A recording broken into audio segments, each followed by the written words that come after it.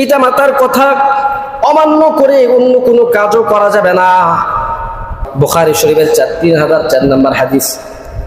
জাআ রাজুলুন ইলান নবী সাল্লাল্লাহু আলাইহি ওয়াসাল্লাম ফাস্তাযানাহু ফিল জিহাদ। একজন ব্যক্তি নবীজি সাল্লাল্লাহু আলাইহি ওয়াসাল্লামের কাছে আসলেন, আসার পরে জিজ্ঞাসা করলেন, ইয়া আল্লাহর রাসূল, আমি জিহাদে যাইতে চাই, আপনি আমাকে জিহাদের জন্য অনুমতি দান করুন। ফাকালাত, নবীজি সাল্লাল্লাহু আলাইহি ওয়াসাল্লাম বললেন, ফাকালাত আহাইয়ুন ওয়ালিদাকা, তোমার কি পিতামাতা জীবিত আছে নাকি? সে ব্যক্তি বলল, ক্বালা নাম, হ্যাঁ আমার পিতামাতা জীবিত আছে।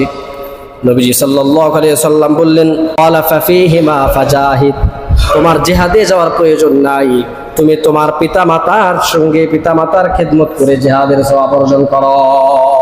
বলেন না সুবহানাল্লাহ। একজন ব্যক্তি নবীজি সাল্লাল্লাহু আলাইহি ওয়াসাল্লামকে বললেন, ইয়া আল্লাহর রাসূল, আপনি আমাকে জিহাদের জন্য অনুমতি দেন, আমি জিহাদে যাইতে চাই।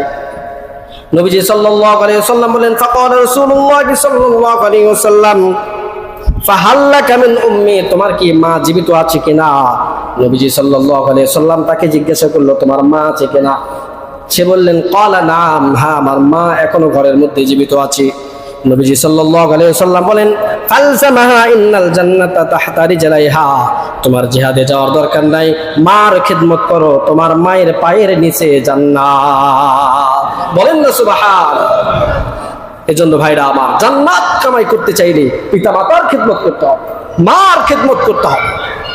মার খিদমত যদি করতে পারি তাহলে আমার জন্য আল্লাহ তাআলা জান্নাতের দরওয়াজা খুলে দেন।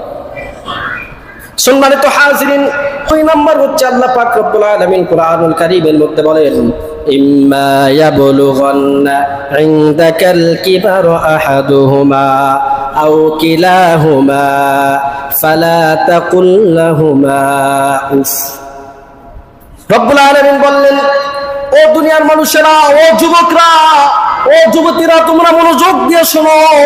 তোমাদের পিতামাতার মধ্যে কোনো একজন যদি বার্ধক্যে পড়ে যায় অথবা দুইজনে যদি বার্ধক্যের মধ্যে পৌঁছে যায়, বুড়া হয়ে যায়, তখন তাদের কথা কিন্তু ঠিক থাকবে না, তাদের আচরণ হবে ছোট বাচ্চার মতো, ঠিক কিনা বলেন? যখন পিতামাতা বুড়া হয়ে যায় তখন তাদের আচরণটা ছোট বাচ্চাদের মতো হয়ে যায়। এখনই বলে যে বাবা এটা খাবো, কিছুক্ষণ পরে বলে না এটা খাবো না। এখনই একটা কথা বলে, কিছুক্ষণ পর সে ভুলে যায়, সে কথা আর মনে থাকে না। সম্মানিত হাজিরিন, আল্লাহ পাক রব্বুল আলামিন বলেন, তোমাদের পিতামাতার মধ্যে যদি কোনো ব্যক্তি, পিতামাতা উভয় অথবা পিতামাতার মধ্যে যদি কোনো একজন যদি বার্ধক্যে পৌঁছে যায়, তাহলে খবরদার খবরদার তার সঙ্গে এমন আচরণ করো না সে যেন তোমার আচরণ